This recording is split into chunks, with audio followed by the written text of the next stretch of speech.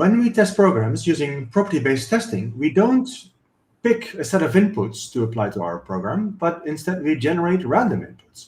And this is very important. If you are writing some code and you're forgetting about some edge case, very likely you'll forget the same edge case also when you write a proper unit test, right? So, however, if we generate random inputs, we still have a chance of discovering the problem.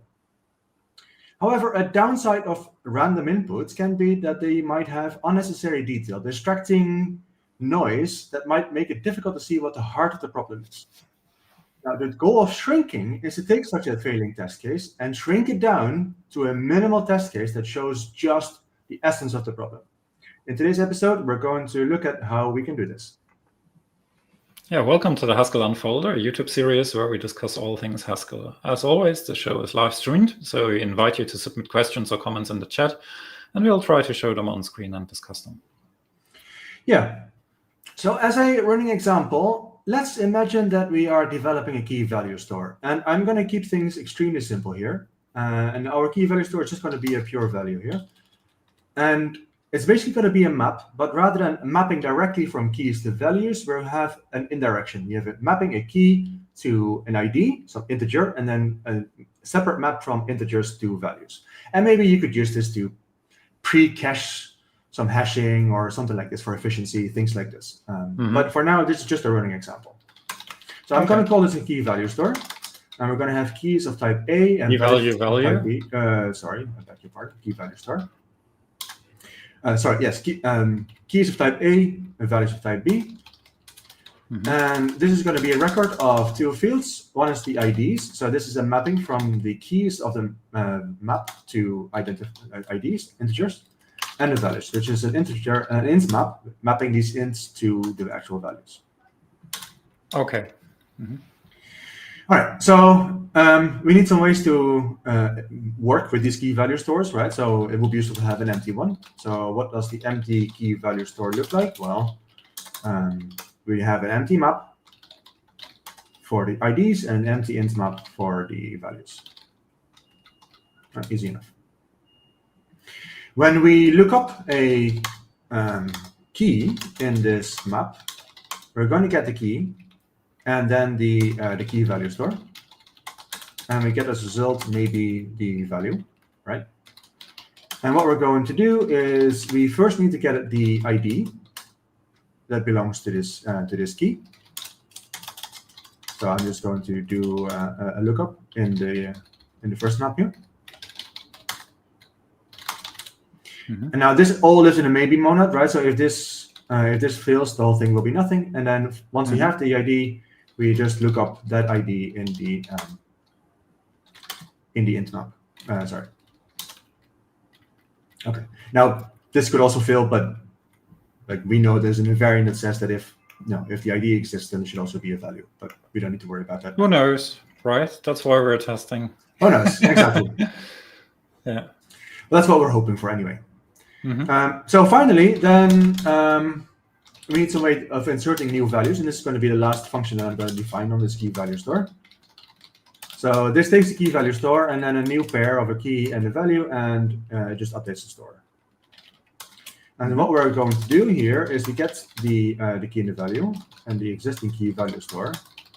And now we need to assign a new ID to this key. Now, which new ID are we going to pick? Well, we're just going to pick the next available, which is just going to look at the size of this map and just add one. Or just like the size of the map is size of 0. In that case, we're going to pick 0. Once we add 1, the ID is going to be 1 and so forth, right? So just incrementing one by one. So the new ID is just going to be the size of this map here. Now, once we have this new ID, then it's quite simple. We just insert that ID key, the mapping from the key to this new ID into the identifiers. And then similarly, we also insert the mapping from that ID to the value in the value map. Okay. Okay. Fair enough so far? Yeah. Okay. That's good. Good. All right. So let's now test this code. Right? Let's write some property-based tests for this. Now, in order to do that, we have some sort of API, right, that we can insert things or look things up. So we need to generate basically a sequence of calls into this API that's either going to be lookups or inserts. And what we're going to do is we're going to run those commands against our API. But how do we know what the result is, right? I mean, we don't know what the input is. How do we know what the output is? Well, we can use a model, right? And we've talked about this before, episode 44, I believe, where we talked about lockstep testing. Here we're going to do something similar, but in a much more simple setting. So we are going to define a command, which is something that we can run against our API. And we're going to have two commands, an insertion and a lookup. Now, when we insert, we need a key, which we'll define in a second, and a value. And the value can just be just a number. We don't really care. And the lookup is, again, going to take a key. Now, for the keys... So we're picking a concrete key type now, right? Yes. Because previously we had parameterized. Yeah. That's right. Yeah. So here we didn't specify what type of the key it was, but now we are picking a specific one. And actually, this choice kind of matters, because when we are starting to generate random commands, if our key domain is very big, then we might generate lots of insertions and lots of lookups, all for different keys, right? So it's actually useful to pick a small domain here so that we have more higher probability of picking the same key and have more interesting sequence of commands. So I guess it depends a little bit on what kind of things you want to test, right? I mean, sure. Sometimes you might also want to try with two different key types, one very small, one very large, sure. or something like that. But the small one is definitely an important use case. And if you only pick, like, say, integers as keys, then you will very likely miss some problems. Yeah, you have to be clever in a generator, but yeah. I mean, there's always trade-offs here, but. I'm going to just derive some stock classes here. And I'm going to do the same thing for command as well. Okay, and then finally, we need to have a list of these things. And I'm just going to wrap it in a new type here. Yeah. And I'm going to derive stock show for that as well. Okay, good. So now we have our list of commands. What we're going to do is we're going to run these commands one by one. If it's an insertion, we're going to insert the key and the value into the key value store, as well as in our model, and our model in this case is just going to be a simple map, right? That doesn't give us. I mean, if people are thinking like map is too close to our key value store, and if you wanted to try something different, one could also just take a function, right? I mean, it would a function, work, like a function from A to maybe B, effectively, sure. to account for the possibility. But we can do the map, map without the indirection. Yeah, exactly. It's the critical thing is that here's an indirection here, and we're not going to do that here. Yeah. Now, when we insert, we just get back a new value or value store or a new map, but no answer, right? So insertions are never going to fail, right? We're not going to compare anything. They're basically unobservable. They change something internal to the system. The only thing that we can really observe is the results of lookup, right? So that's where we can really compare. All right, so now let's write our property. It's going to be a quick property. We have a list of commands. And what we're going to do is we're going to have just a loop here, which is going to basically have some sort of state, some accumulator, which is the current value of the model, our regular map, our current value of the key value store, the remainder of the list of commands that we still want to test, and then this is going to be a property. Yeah. Now, if we don't have any commands left, then the property is trivially true, right? There's nothing left to do. And by the way, we're going to start this loop with the empty map and the empty key value store. All right. I should import this. That would help.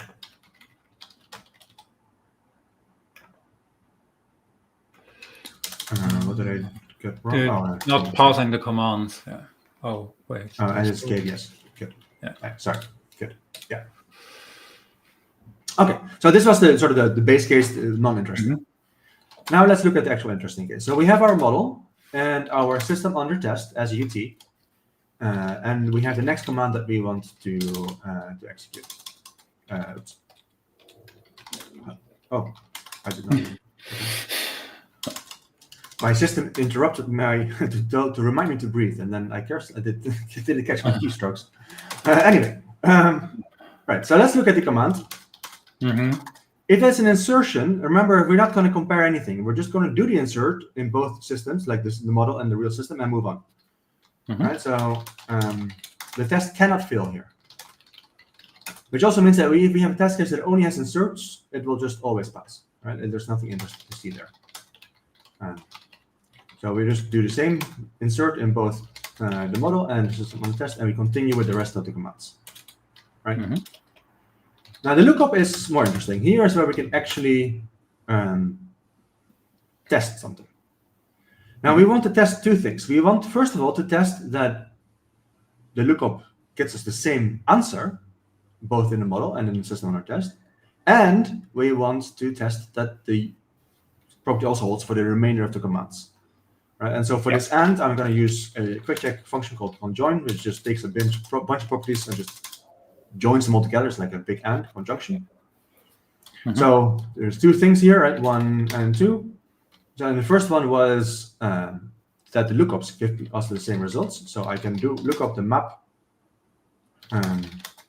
look up my key in a model, and that should give me the same result as looking up the key in the system on the test. And then finally, I just continue with the remainder of the commands. Yeah. And now really what we want to do is we want to quick check this property. Right? That's basically, I mean, this is our main, the correct definition of main. This is what we want to do. However, this is currently fails to compile, and it says it fails to compile. Why? Because we have no instance for arbitrary. So the instance for arbitrary, remember what this is going to do, right? We're going to generate random inputs, in this case, a random list of commands. But we do need to tell quick check how to generate that list. And that's what our arbitrary instance is going to do.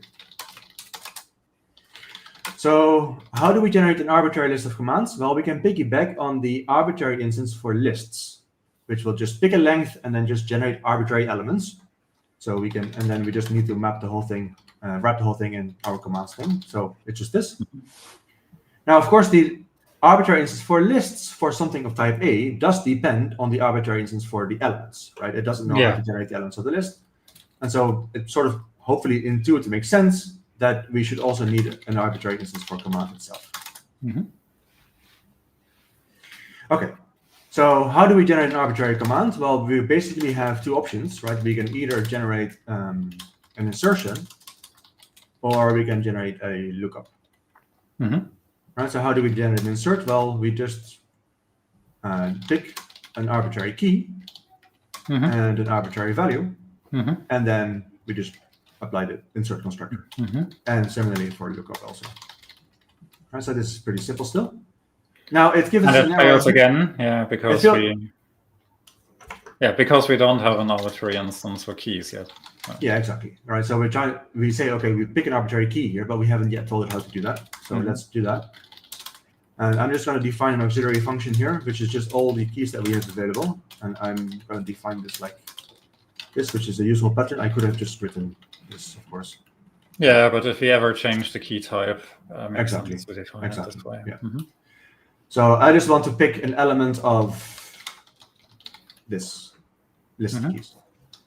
And now our type errors go away, which means that we should now be able to run our program. Okay. So let's run it, run our tests. And our tests fail, and we get quite a large counterexample here. Right? We have, I don't know, insert, a lookup, a bunch of lookups, more insert, all complicated values. If you take nothing away from this episode, except the following, I would still be happy. When you get a test case like this, do not start debugging it. First, fix your shrinker. Right? I mean, ideally, I would say you should write a shrinker when you write a generator. Right? We've been writing generators here. We've told quick check how to generate arbitrary commands, arbitrary list of commands, but we have never told the quick check how to shrink these things, right? And we'll see how to do this momentarily. Now, the ideal moment, I think, to write your shrinker is when you write your generator, because at that moment you're really thinking about like what are all the things that I'm generating. However, you might not want to invest that time at that point. That's also fair. But the then the time to do it would be when you get a test case like this, right? Don't start looking at this and like peering at this and figuring out what the problem is, because there's so much noise here. It's just very distracting and it's going to be a waste of time. Right? So shrinking is quite important, to take this big test case and shrink it down into something more manageable that shows us only what the real problem is. Okay. Ideally, every single detail of your test case should be relevant. Right? So if I see 26 somewhere, that should tell me something. Like the 25, for example, would not be good enough. Like I really need a big value, or -20 or something. Like, I mean, we'll see more examples of this, but that's something to keep in the back of your mind, that these details, the details that I'm left with at the end, should be relevant. Okay, so how does shrinking work? When we look at the arbitrary class, it has two methods. One is that one that we already saw. This is how to generate a random value. The other is how to shrink such a value. And so the signature of shrink, in this case, it takes one of the things that we're generating here, right, a list of commands in this particular case, and gets us back a list of those things, right? So this list is all possible ways in which we might remove some detail, simplify this test case in some way. And what QuickCheck is going to do is it's going to generate random inputs. It's going to test our property. When it happens to generate a random input which the property fails, it's then going to try and shrink that test case. So it's going to call shrink on whatever it was generated, right? That tells it a list of possible ways in which it might simplify this example. It's then going to try all of them one by one in order.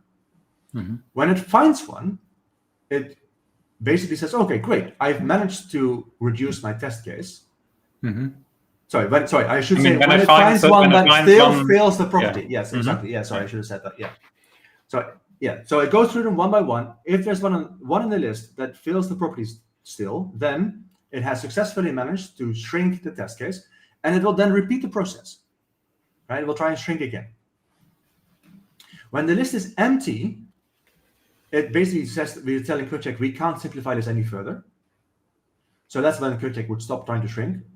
And it will also stop shrinking if all the possible ways in which we might shrink the test case further do not lead to a failing test case. Right. So, and it also, it always commits to the first counterexample it finds, and it never backtracks from there, right? Even though a different path might potentially lead to a smaller example. That's right. Yeah. But it's very important that this is sort of an iterative process, and that therefore we should aim on sort of making like reasonably small decrements, but we have to also make the input actually smaller. If there are any cycles, then that's fatal, right? Yeah, that's very important to remember. So if you write something like this, right, where I shrink commands back to itself, we already know that this is a failing test case. We then tell QuickCheck, oh, you might shrink this to this. It will try the property again. It's the same test case, therefore the property will fail again, and this will loop, right? So this is a very bad shrinker. Now the default shrinker is this, right? So the shrink method of the arbitrary class has a default implementation which just gives you the empty list, which means if you don't provide a shrinker, QuickCheck is basically told you can't shrink this test case ever. Right, so this is possibly like a poor default, but that's what we have. And so it's one that always works. It makes sense that this is a default, but it's not ideal, right? It would not have been my choice. I would have preferred no default. Right. Okay. Force you to think about it. Yeah. Exactly. Yeah. But I'm now forcing you to think about it by watching this episode. So let's think about how we might write the shrinker for the list of commands. Now, before, when we generated a list of commands, we piggybacked on the arbitrary instance for lists, right? And of course, the arbitrary instance for lists also has a shrinker attached to it. So what does the shrinker for lists do? Well, it does one of two things. It either throws out some elements from the list, or it tries to shrink one of the elements in the list. So let's just piggyback on that shrinker. And so we're going to call shrink on commands. That gives us back a list of shrunken list of commands, and we just need to wrap all of those back into commands again. All right. So let's try this as a first step here. Run our program again, and already we can see that our test case is much better. right? We are left with only four commands on our list here. However, there's still like unnecessary detail here, right? 13, 3, minus 9. Like you might look at this list and like, what's so special about these values in particular, right? And my earlier comments, like my earlier point was that they should be special in some way. If you see a 13 somewhere, that should tell you something. Right. So the reason that we are not getting that significance at the moment is that, yes, we are shrinking the list, but the list is trying to shrink individual elements. Individual elements are commands, but we have not defined a shrinker for commands, right? So we can't shrink individual commands yet. So let's write a shrinker for commands now. So if we shrink a command, and the command happens to be an insert, then we have a couple of different options. We could either shrink the key, or we can shrink the value. And there are some other things that we might think about as well. But let's start with those two things. Right. So if we shrink the key, then the value stays the same. And similarly, if we shrink the value, then the key stays the same. So this pattern here, this pattern I find very useful. Like you have a concat at the top level here, and then one case for each of the things that you might want to shrink. Just to and you're out, missing a val prime. Sorry. Yes, thank you for that correction. Yeah. Just to point out something that I see quite often in people's code is something like this, where they shrink the key and shrink the value like this. Right? This is something quite common, and it looks plausible, right, at first sight, but this is not a good shrinker. This is wrong. The reason because is you're yeah. Oh, sorry. Yeah. Yeah, go for it. No, because you basically now what we just agreed, right? Shrink always has to make everything smaller. So if we shrink the key and shrink the value, then it means that in order to shrink an insert statement, we always have to shrink both elements, the key and the value. And if that's not possible, we'll just fail to shrink at all, right? And exactly, yeah. So it's quite likely that perhaps the value that we found is exactly the value that causes the problem, but the key is irrelevant, and then we'll completely miss the shrinking opportunity. Exactly. And actually, I mean, when you just said how the built-in list shrinker works, it is similar, right? I mean, it also does one of two things, but either or, right? I mean, either throws out some elements of the list, or it tries to make one element smaller, or I don't know exactly. One, yes, I think so. Yeah, one element smaller, right? Actually, it will either throw out a sort of a section from the list, or it will shrink one of the elements in the list. Yeah. And again, like not both, right? Because not that both. Would be very bad if it would be doing both at the same time. I mean, sometimes you might argue that there are sort of linked properties, and perhaps we'll see some examples of this. But I mean, but you can always add the combined case as a third option. It would be fine to add the combined case as a third option. That's right. Yeah. This will be okay.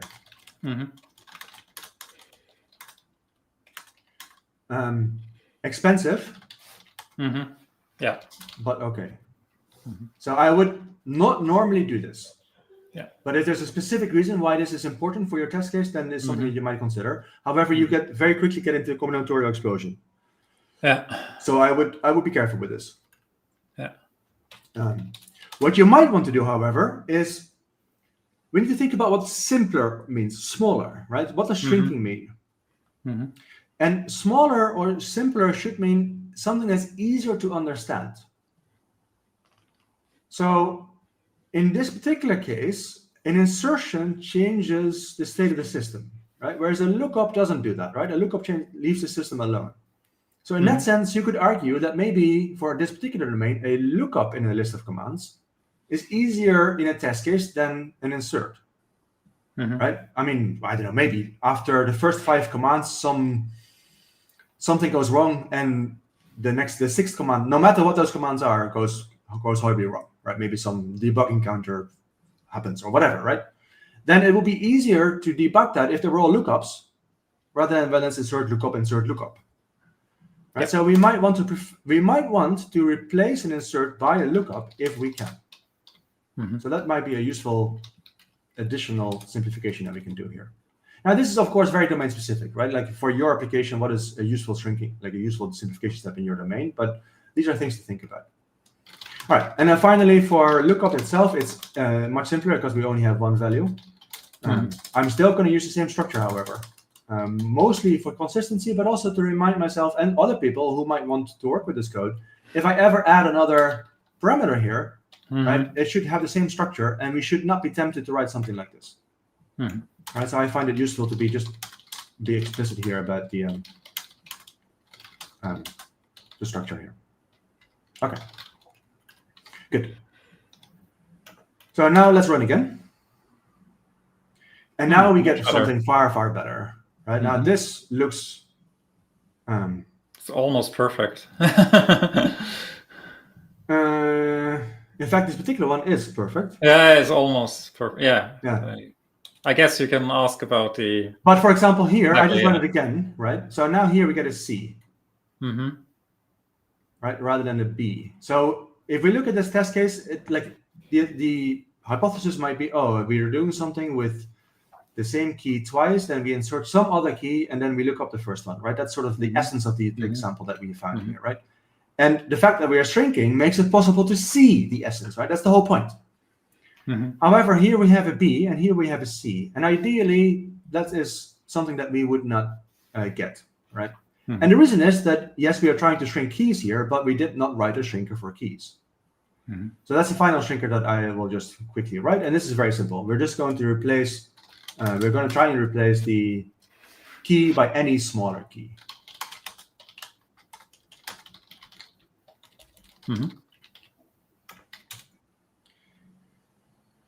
And now we have the same sort of BBAB, BBAB, CCAC, AABC. Okay. Now this is an interesting case here. Why did we not shrink that C to an B or an A?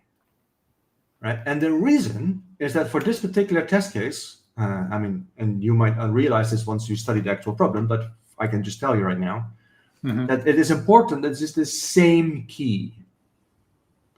Right, so we try to shrink this first C to an A, for example, or to a B. It would no longer be a failing test case because the two insertions would not be for the same key. Now, you might want to try and fix that, or you might not. So let me just first tell you why you might, right? And the reason that you might is that, like I said before, all details should be important, right? And if this is a C rather than an A, that should raise some eyebrows, right? Why is that a C? So one thing that we could try is just go over the list of commands that we end up with and just sort of remap the first key that we see, the first key that we see, sorry for the pun here, is going to be mapped to A no matter what the key is, the next one to B, next one to C. And so that's one way to avoid this sort of interdependency, right? Then all these C's will be replaced by A.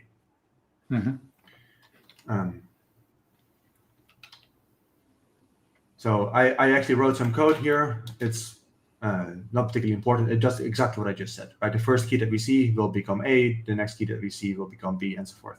So that's remap. And so when we shrink a list of commands, we can just remap after after shrinking. And then we do that, we will see that the test case that we end up with is always AABA. Now, when I was telling Anders about this earlier, he actually made a very interesting observation, which is that when we had the one where we had C still, if I can still find it. You run this too often. There. It is also telling us something that is no longer very visible in my ideal minimal test case, right? The fact that we have a C here tells us it did not manage to shrink it. We know it could shrink it if it didn't depend on something. So the fact that it didn't tells us that there is something special about that key. Maybe not necessarily that it must be C, but perhaps it might tell us that actually maybe it must be the same as this C over here. Whereas in this minimal test case here, which in some sense is more minimal, we have lost that information, right? Like we don't know, is this an A because it must be the same as this A over here, or is it just, it doesn't matter? An A because every key works. Every key works, yeah, exactly. Yeah. I'm also wondering now, which is something that I didn't see before, if the remap, I mean, you're kind of applying knowledge that the keys are probably not, the individual keys are probably not part of the problem, right? Because isn't your remap application in line 62 sort of strictly speaking a violation of this one thing at a time principle for shrinkers? So yeah, that's a fair comment. Yeah, I think I would agree with that. Maybe what I should do instead, I think the reason I was lazy. The reason, what I should have probably have done is something like this. Yeah, where you preferably do the remapped version.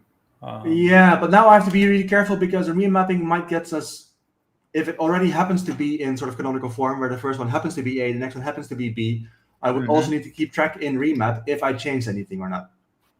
So I think that's why I didn't bother doing that. I would just make this more complicated. But I take your point. That would have been better. Yes. Anyway, whether we remap or not, we now have a very small test case here that we can look at, and we can now, we can briefly look at why this test case fails. Right. Okay. So insertion is the problem here. When we insert this A with value 0 into the map, the map is empty, right? So we're going to pick ID 0 for A, and then we're going to map ID 0 to value 0. Then the next time we insert A, we pick a new ID again, and we're going to use the size of the IDs map for that. This is now 1, right? So we now pick ID 1. We're going to map key A to ID 1, and then map ID 1 to value 0. That's already iffy, right? I mean, we now have two IDs, both sort of corresponding to key A. That's but now it gets even worse. And the map size has not increased, right? Yeah, exactly. The map size has not increased. So now when we go to insert B, the map is still size 1. And so the key that we will pick, so the ID that we will pick for key B will also be 1. So now both keys A and key B both point to ID 1. And since we have mapped ID 1 to 1 here, overwriting the element, the entry for A, when we now look up A, we will get the value 1, which is what the system on test is giving us. Whereas, of course, what we were expecting is the value 0, which is what the model was telling us here. Yeah. So if we wanted to fix this, I'll just place this in here. We just need to pattern match, right? If there's an ID already, we should use it. Otherwise, we should do what we were doing here, right? So we can have like a check here. If we already have an ID for this particular key, then just update the value for it. Otherwise, assign a new one. And then when we run that, we'll see that our test passed.